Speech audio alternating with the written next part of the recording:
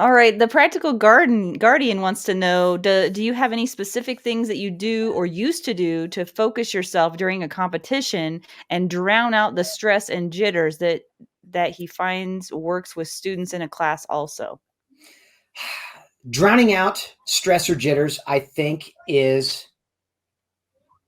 I don't want to say it's the wrong way to look at it, Mhm. because I mean, in the reality of things is it doesn't happen that way. We don't learn how to drown out the jitters or to drown out pressure.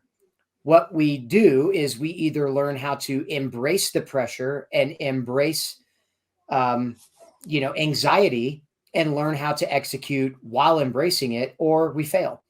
Um, the best way to learn how to, I guess, sort of quote unquote drown it out is to expose yourself to it as much as possible.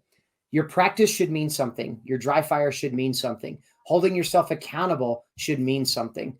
Being able to kind of generate those stressors or that pressure in your own dry fire and in your own practice is hellaciously important, because that's needed to learn how to cope with it.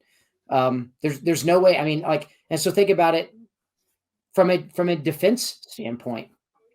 In a true fight for your life, are you going to be able to take 5 or 6, breaths and breathe away the stress so that you can then execute on demand what you've been training your entire life to do? Right? That fight for your life is going to be the biggest and highest level of stressors you've ever had. You better be willing and know without a doubt that you can do it.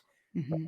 And that confidence comes from inoculation to doing it, right? You've got to expose yourself to it over and over again. So, and that's where a lot of dry fire that goes wrong. That's where a lot of live fire goes wrong. That's where people feel stagnant, is because they're never putting themselves under any pressure. So then when they go and they take a particular class, or they go and compete on the range, or they have to pass a certain qualification, they're not used to dealing with that level of stress or pressure, and they crumble. And when they crumble, they feel like, well, dang it, all of this work I did for nothing. And all I tried to do was try to reduce the amount of stress. And it's like, yep, you're going about it all wrong. You've got to Mm. think about it the opposite direction. I need to induce stress in my own dry fire and live fire practice so that I'm ready when the time comes. And that stress just becomes a part of who I am. Mhm.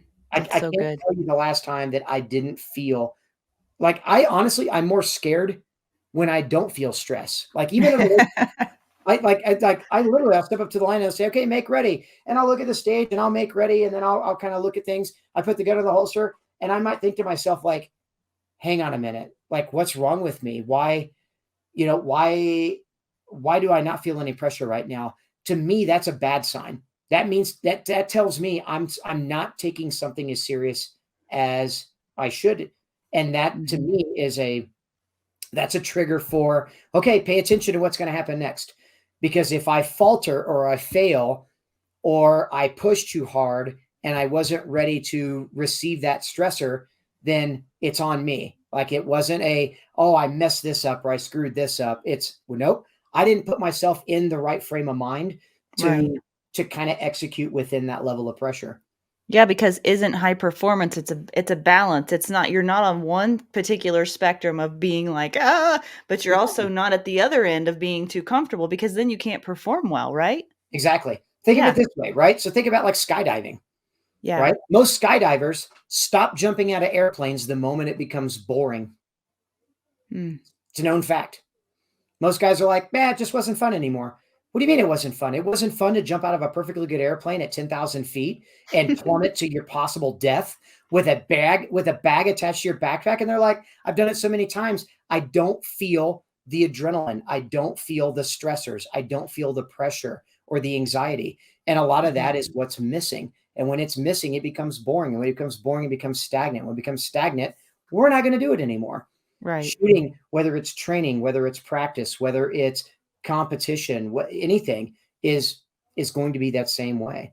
If it's stagnant, you're not growing anymore. When you're not growing anymore, you're not going to feel the hunger or desire to continue doing it, and you'll Mhm. burn out.